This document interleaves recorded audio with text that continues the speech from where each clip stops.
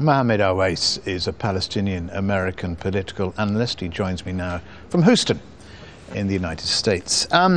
Mr. Abbas and Mr. Fayyad had been battling for some time over quite a few issues, but notably about just how much authority the Prime Minister had. So does that mean that Mr. Abbas has won that personal political battle? Not really, not yet. But what goes around comes around. Mr. Mahmoud Abbas himself have done that with Yasser Arafat and accepted the prime ministership back in 2000 in order to marginalize Mahmoud Abbas. And then he had to resign, and he resigned, and it was Mr. Korea who took over from him. And then we got into a stalemate. I think we're going to go into another stalemate now because of the misbehavior of both parties. I mean, not just Mahmoud Abbas and Salaam Fayyad, but also Hamas and their misbehavior and mismanagement of the Palestine affairs, not the Palestine Authority, not the PLO, all the Palestine affairs and the so-called peace process. That is where we are now. What's his name? Fayyad or Abbas cannot make any difference in the issue because Israel is still insisting on building settlements and building a wall around the West Bank and blockading Gaza. You cannot negotiate under all these pressures, plus Fayyad was imposed on the Palestinian Authority by the West in order to manage, to be their money manager, to manage the affairs of the municipal affairs of the Palestinian area. I mean, you started off by saying what goes around comes around. I mean, most arguments in life come down to money.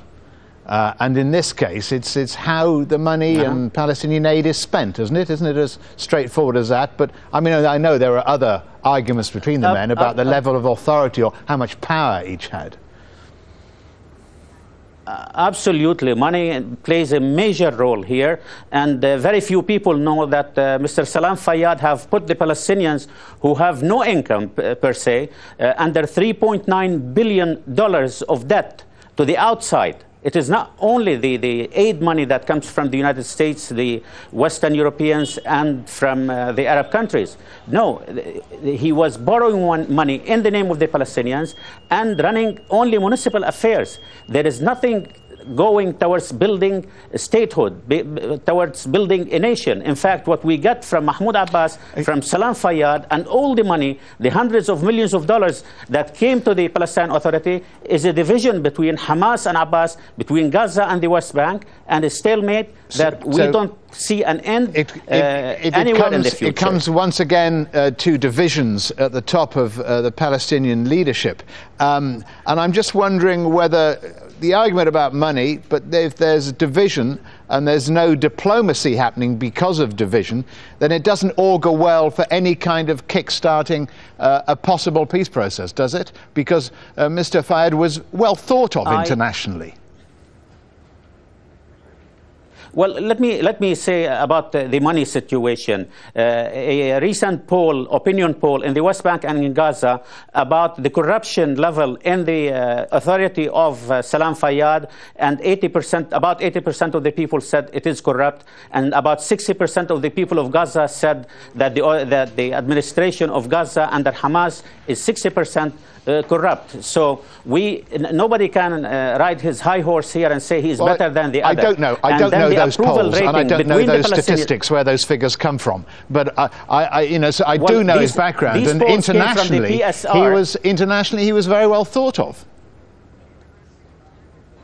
Okay, well, he was very well thought of in his circles, but at the same time, a wall was built all around the West Bank and made the West Bank as a big prison for the Palestinians, and Gaza was blockaded, and it's still blockaded. And yes, there was development on the ground. I'm not going to just talk bad about the man, but he is not a politician. He is only a manager, a money manager for the Palestine Authority, the West Bank branch, but he wasn't authorized to negotiate peace because because he is not in the PLO, he is not the PLO, and peace talks are between the PLO and the Israelis. The Israelis are not interested in peace. They are still building settlements, and on our side, on the Palestinian side, there is nobody who is really trustworthy, the Palestinian people trust, to negotiate on their behalf. So it is a total failure of the new approach from 2000 until now. Mohammed Oweis, many thanks for joining us from Houston in Texas. Thank you.